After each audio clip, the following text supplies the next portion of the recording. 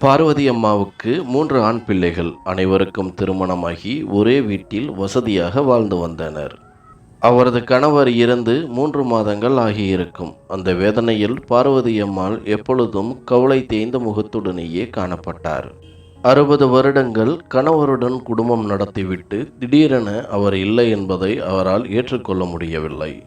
வயதான காலத்தில் பார்வதி அம்மாளுக்கு தனது மகன்களும் மருமகள்களும் துணையாக இருப்பார்கள் என எதிர்பார்த்த அவருக்கு அவர்கள் தன்னை உதாசீனப்படுத்துவது தெளிவாக தெரிந்தது. இருந்தாலும் மகன்களும் மருமகள்கள்தானே என்று பொறுத்து கொண்டு மீதம் இருக்கும் வாழ்க்கையை வாழலாம் என்று முடிவு செய்து கொண்டார். மருமகள்கள் நடந்து கொள்ளும் விதத்தில் பெரிய மாற்றங்கள் ஏற்பட்டது. அதை பற்றி தனது மகன்களிடம் கூற அவர்களும் கண்டுகொள்ளாமல் இருந்தனர். இது பார்வதி அம்மாளுக்கு மிகவும் வேதனை அளித்தது. ஒரு நாள் தனது கடைசி மருமகளிடம் தனது ஒரு சேலையை துவைத்து தருமாறு கூற அவளோ சேலையை எடுத்து அவரின் முகத்தில் எறிந்து, "நான் உங்களது வேலைக்காரி அல்ல" என எடுத்தறிந்து பேசத் தொடங்கினாள். அப்பொழுது நடந்த வாக்குவாதத்தில் அவரை பிடித்து கீழே தள்ளினாள் மருமகள். இதை பார்த்து கொண்டிருந்த அவரின் மகன்களும் ஒன்றும் பேசாமல் வேடிக்கை பார்த்து கொண்டிருந்தனர். அவமானம் தாங்க முடியாத பார்வதி அம்மாளும் தனது அறைக்கு சென்று அழத் தொடங்கினார். இத்தனை வருடங்கள் தான் கஷ்டப்பட்டு வளர்த்த தனது பிள்ளைகள் ஒரு வார்த்தை கூட கேட்கவில்லையே என மனம் நொந்து போனார். தனது கணவர் இருந்திருந்தால் இதெல்லாம் நடந்திருக்காது என மனதில் நினைத்தவாறே தனது கணவருடன் வாழ்ந்த வாழ்க்கையை நினைத்து பார்த்தார். குடிசை வீடாக இருந்தபொழுது மருமகளாக வந்த பார்வதி அம்மாள் பின்பு கணவரின் உழைப்பில் இருந்து சிறிது சிறிதாக சேமித்து இந்த மிகப்பெரிய மாடி வீட்டை கட்டத் தொடங்கினார். ஆட்களை வைத்து வீடு கட்டினால் செலவு அதிகமாகும் என்பதால் கணவன் மனைவி 2 பேரும் சேர்ந்து கடுமையாக உழைத்து இந்த வீட்டை கட்டினார்கள். தனது மாமியாருக்கும் மாமனாருக்கும் எந்த ஒரு குறையும் இல்லாமல் அன்பாக கவனித்து கொண்டார் பார்வதி அம்மாள். தனது மாமியார் இறப்பதற்கு முன்பு 2 வருடங்கள் படுத்த படுக்கையாகி போனாலும் அவரிடம் எந்த ஒரு வித்தியாசமும் இல்லாமல் பாசமாக பார்த்து கொண்டார். மாமியார் இறக்கும் தருவாயில் எனக்கு ஒரு மகள் இருந்திருந்தால் கூட என்னை இப்படி கவனித்திருக்க மாட்டாள் என அவரிடம் கையெடுத்து கும்பிட்டது அவருக்கு நினைவில் வந்து போனது.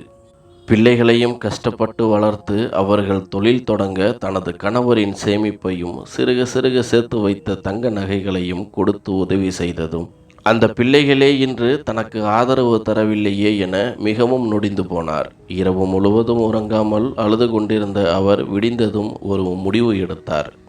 அதன்படி பக்கத்து கிராமத்தில் இருக்கும் தனது தம்பியின் வீட்டிற்கு செல்லலாம் என முடிவு எடுத்தார். தனது உடைகளை ஒரு பையனில் நிரப்பிக்கொண்டு வீட்டை விட்டு வெளியில் வரும்பொழுது கூட அனைவரும் பார்த்து கொண்டேதான் இருந்தனர். ஆனால் யாரும் தடுக்க முன்வரவில்லை. இவர்களுக்கு நான் என்ன துரோகம் செய்துவிட்டேன், இப்படி வெறுத்து ஒதுக்குகிறார்கள்? வயதான அம்மாவை இப்படி ஒதுக்கிவிட்ட கல் நெஞ்சம் கொண்ட மனைவிகளின் பேச்சை கேட்கும் பிள்ளைகளை பெற்றுவிட்டோமே என நினைத்து ஆத்திரமும் அழுகையுமாக அந்த வீட்டை விட்டு வெளியேறினார். தனது தம்பி வீட்டை அடைந்த பார்வதி அம்மாளை கண்ட அவரது தம்பி கமலக்கண்ணன் மிகவும் மகிழ்ச்சி அடைந்தார்.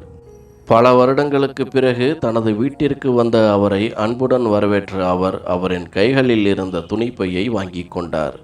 துணிப்பை சற்று கனமாக இருக்கவே தனது அக்கா தன்னுடன் நிறைய நாட்கள் தங்கப் போகிறார் என சந்தோஷமடைந்தார். தனது அக்காவின் முகம் வாட்டமாக இருப்பதை கவனித்த அவரது தம்பி அதை பற்றி விசாரிக்க பார்வதி அம்மாளோ பயண களைப்பில் சோர்வாக உள்ளது என சமாளித்தார். தனது தம்பியும் தம்பியின் மனைவி மற்றும் பிள்ளைகள் அனைவரும் தன்னுடன் பாசமாக பழகுவதை நினைத்து மிகவும் சந்தோஷமடைந்தார் பார்வதி அம்மாள். தம்பியின் வீட்டில் 10 நாட்கள் கழிந்தது. ஒரு நாள் பார்வதி அம்மாள் தனது பிள்ளைகளை நினைத்தவாறே அழத் தொடங்கினார். இதை கவனித்த அவரது தம்பி கமலக்கண்ணன் என்ன ஏதுவென்று விசாரிக்கத் தொடங்கினார். அனைத்து விபரங்களையும் கூறிய பார்வதி அம்மாள், "தம்பி எப்படியும் 2-3 நாட்களில் கோபம் தணிந்து என்னை அழைக்க வருவார்கள் என நினைத்திருந்தேன். ஆனால் இதுவரை என்னை யாரும் எட்டி கூட பார்க்கவில்லை. அதுதான் மனம் வேதனையாக உள்ளது" என கூறினார். கமலக்கண்ணன், "அக்கா, நீ என்னுடன் இருப்பது எங்களுக்கு எந்த தொந்தரவும் இல்லை. நீ எவ்வளவு நாட்கள் வேண்டுமானாலும் எங்களோடு தங்கிக் கொள்ளலாம். ஆனால் இவ்வளவு நாட்கள் அவர்களை கஷ்டப்பட்டு வளர்த்த உன்னை மனைவிகளின் பேச்சை கேட்டு நடுத்தருவில் விட்ட அவர்களுக்கு பாடம் புகட்ட வேண்டும்.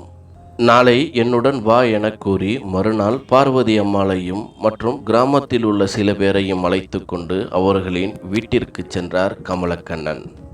அம்மாவையும் மாமாவையும் கண்ட பார்வதி அம்மாளின் பிள்ளைகளும் அவர்களது மனைவிகளும் கிராமத்தார்களை கண்டவுடன் அவர்களிடம் போலியாக நலம் விசாரித்தனர். பிறகு கமலக்கண்ணன் பேசத் தொடங்கினார். எனது அக்காவாகிய உங்கள் தாய் உங்களுக்கு வேண்டாம் என்று நீங்கள் எப்பொழுது முடிவு செய்தீர்களோ அப்பொழுதே எனது அக்காவின் கணவரும் எனது அக்காவும் கஷ்டப்பட்டு கட்டிய இந்த வீடும் அவரிடம் வாங்கிய நகைகளும் உங்களுக்கு சொந்தமில்லை என்று ஆகிறது. அதனால் இந்த வீட்டை காலி செய்துவிட்டு நகைகளை கொடுத்துவிட்டு ஓடிவிடுங்கள், இல்லையென்றால் அனைத்து பொருட்களையும் எடுத்து தெருவில் வீசிவிடுவேன் என கத்தத் தொடங்கினார் கமலக்கண்ணன். பார்வதி அம்மாளும் வேண்டாம், சென்று விடலாம், அவர்கள் சந்தோஷமாக வாழட்டும் என்று சொல்ல, பொறுமையாக இரு அக்கா, இவர்களை இப்படியே விடக்கூடாது என அவரின் வாயை அடைத்தார் தம்பி கமலக்கண்ணன். அவரின் சத்தத்தை கேட்டு அக்கம் பக்கத்து வீடுகளில் உள்ளவர்கள் சூழ்ந்து கொண்டு என்ன ஏது என்று விசாரிக்க அனைத்து விபரங்களையும் சொன்னார் கமலக்கண்ணன். அவர் சொல்வதில் நியாயம் இருப்பதை புரிந்து கொண்ட அவர்களும் பிள்ளைகளை வீட்டை காலி செய்ய வற்புறுத்தினர். மாமாவின் கோபத்தை பற்றி நன்கு அறிந்திருந்ததாலும் கிராம மக்கள் ஒன்று சேர்ந்து அவர்களை வற்புறுத்தியதாலும் வேறு வழியில்லாமல் பிள்ளைகளும் வீட்டை காலி செய்து கொண்டு பக்கத்தில் இருக்கும் நகரத்திற்கு குடிபெயர்ந்தனர். கமலக்கண்ணனும் தனது அக்காவை அந்த வீட்டில் குடியமர்த்திவிட்டு அவரை பார்த்து கொள்வதற்கு ஒரு பணிப்பெண்ணை அமர்த்திவிட்டு சென்றார். 2-3 மாதங்கள் அமைதியாக சென்றது. அதன் பிறகு நகரத்தில் குடிபெயர்ந்த பிள்ளைகள் அங்குள்ள செலவுகளை சமாளிக்க முடியாமல் நாம் தவறு செய்து விட்டோமோ என யோசிக்க தொடங்கினார்கள். அதன் பிறகு அம்மாவை பார்த்து மன்னிப்பு கேட்டுவிட்டு அந்த வீட்டிலேயே தங்கிக் கொள்ளலாம் என்ற முடிவு எடுத்தவரை அம்மாவை காண வந்தனர். அம்மாவை கண்ட அவர்கள் மன்னிப்பு கேட்டார்கள். மருமகள்களும் அவரின் காலில் விழுந்து மன்னிப்பு கேட்டனர். இதுவும் இந்த வீட்டிற்காகவும் பணத்திற்காகவும் இவர்கள் செய்யும் நாடகம் என பார்வதி அம்மாள் புரிந்து கொண்டாலும் எப்படியும் இவர்கள் நாம் பெற்ற பிள்ளைகள்தானே என்று தாராள மனப்பான்மையுடன் அவர்களை ஏற்றுக்கொண்டார். பார்வதி அம்மாவுக்கு மரியாதை கிடைக்கின்றதோ இல்லையோ, அவர் வைத்திருக்கும் அந்த வீட்டிற்காகவும் பணத்திற்காகவும் இனி அவருக்கு மரியாதை கிடைக்கும் என நாமும் நம்புவோம்.